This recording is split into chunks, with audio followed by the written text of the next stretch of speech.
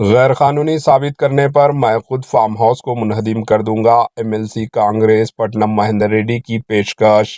गंडीपेट के करीब कोतवालगुड़ा में वाक़ इनके फार्म हाउस झील के एफटीएल इलाके में तामीर किया गया है, तो वो खुद इस गेस्ट हाउस को अपने हाथों से मुनहदिम कर देंगे। हाइड्रा की जानिब से झीलों और तालाबों की अर्जियात पर गैर मुजाज कब्जों के खिलाफ जारिया मुहिम के दरमियान पट्टनम महेंदर रेड्डी ने कहा कि इनके नाकायदीन ये इल्ज़ाम आयद किया कर रहे हैं कि इन्होंने एफटीएल के इलाके में ये फार्म हाउस तामीर किया है, जिसमें कोई सच्चाई नहीं है। इन्होंने वजाहत की कि साबिका हुकूमतों के दौरान दरकार इजाज़तनामा हासिल करते हुए ये गेस्ट हाउस तामीर किया गया।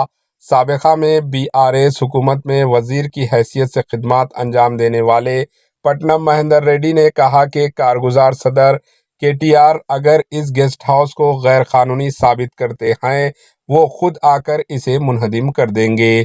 साबिका वजीर जिन्होंने बीआरएस से मुस्तफ़ी होकर कांग्रेस में शुमालियत इख्तियार कर ली है, दावा किया कि गेस्ट हाउस की ये अर्जी इनके फर्जंद के नाम पर है, जिसकी तफसीलात धरनी पोर्टल में भी मौजूद है।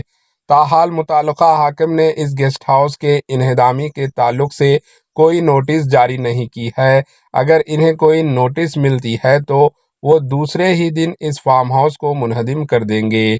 पट्टनम महेंदर रेड्डी ने कहा कि 1999 में इन्होंने कोतवालगुड़ा में यह अर्जी खरीदी थी, जहां कब्ल अज़ीं काश्त की जा रही थी, जहां इन्होंने अब एक छोटा मकान तामीर करवाया है। Bureau report, HN news.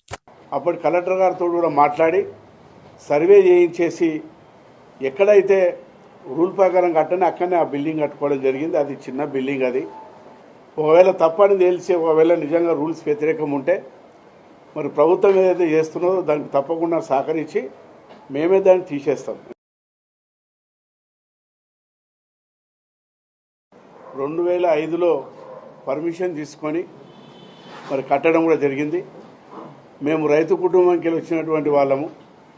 Shamshabad Shabad మా సొంత గ్రామం. అది పోతూ పోతూ మరి అప్పట్లో పట్టల్యాండ్ తీసుకొని అక్కడ తోట కూడా పెట్టడం జరిగింది. మామిడి తోట ఉన్నది అక్కడ. ఆవులు బళ్ళు కూడా పెంచుతాం అక్కడ. మరి అక్కడ చాలామంది పనులు ఉన్నారు అక్కడ. వరి పంట కూడా వేసినామాడ.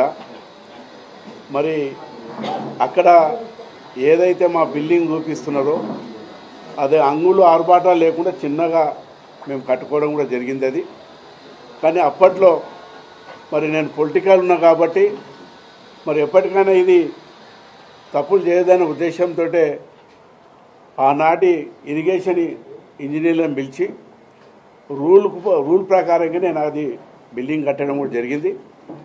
అయితే అక్కడ నీళ్ళు రావడం వల్ల కంపౌండ్ గాలి ఇట్లా కట్టి ఉంటే నిజంగా కూడా మేము దాన్ని కబ్జా చేసుకున్న వాళ్ళం అవుతాము.